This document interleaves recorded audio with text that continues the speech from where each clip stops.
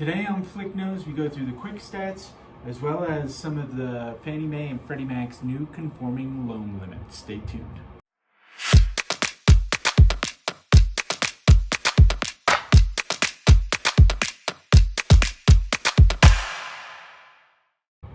Hey everybody, thanks for tuning in for another episode of Flick Nose here this week. Want to get us going with the quick stats and just jump right into it, and then just talk a little bit about Fannie Mae and Freddie Mac and their new conforming loan limits and what that means for you and maybe what we can deduce from that about where the market's going. So new properties in the last 7 days, we've got 11 new properties, 19 properties have gone pending, 22 properties have sold, and 18 properties were price reduced. As far as active listings are concerned, we ended November of this year, November of 23, with 720 properties active on the market. We ended December of 22, so a year ago, at 675. Today we are at 694, with 327 of those being available choices that are not pending. So yeah, I mean, that's kind of what we're expecting at this time of year. We're in the holidays, December. You know, don't take your eye off the ball if you're a buyer, because I do think that there's so a tremendous amount of opportunity here as we're closing out the year, and other folks are taking their eye off the ball. You can kind of swoop in and negotiate with that seller and get a great deal on the property. So yeah, keep that in mind. We're also in rental season, so if you close at the beginning of the year, you get the 3 best months of rentals: January, February, March. Given that that's when the ski market is, it's when your highest daily rate is going to be. So keep that in mind if it's a rental property and that's specifically what you're looking for. You know, short-term rentals are going on right now, and so you know, you close the first week of December, or excuse me, January. You're in that January, February, March time frame where you're getting some income, and then you can do whatever work you want to do on it in that May, June time frame, and go from there.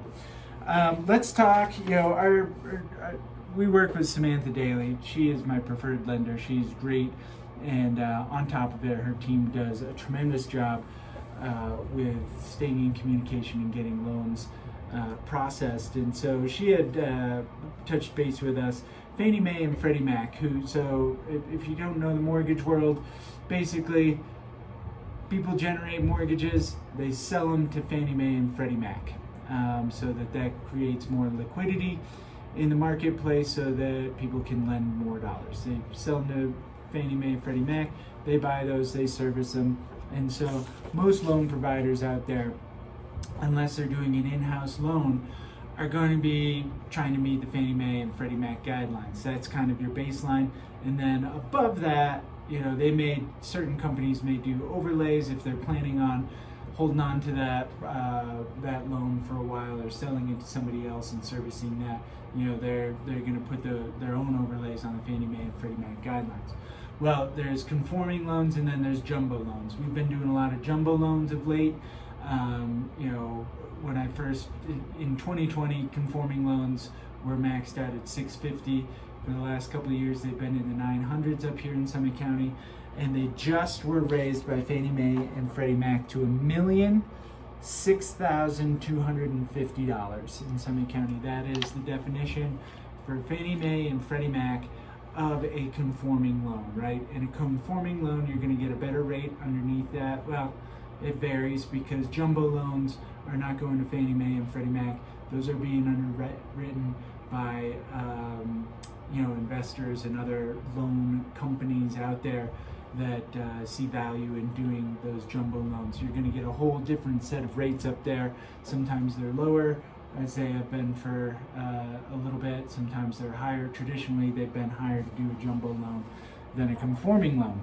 Conforming loans certainly are easier to qualify for, and so the fact that they're at $1,602,250 really is, I think we can deduce a little bit of where we think the Fannie Mae and Freddie Mac are seeing the market going.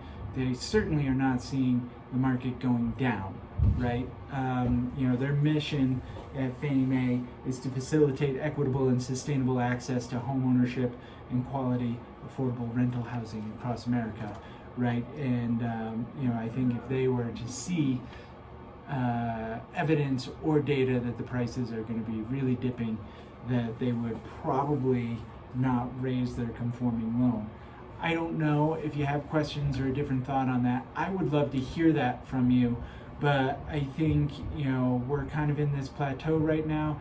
Interest rates just took a little bit of a dip down, and I think if you look into some of where we're seeing the data, the Fed is probably going to be cutting their interest rate in the next couple of months, and so we'll kind of see what that does to the real estate market here.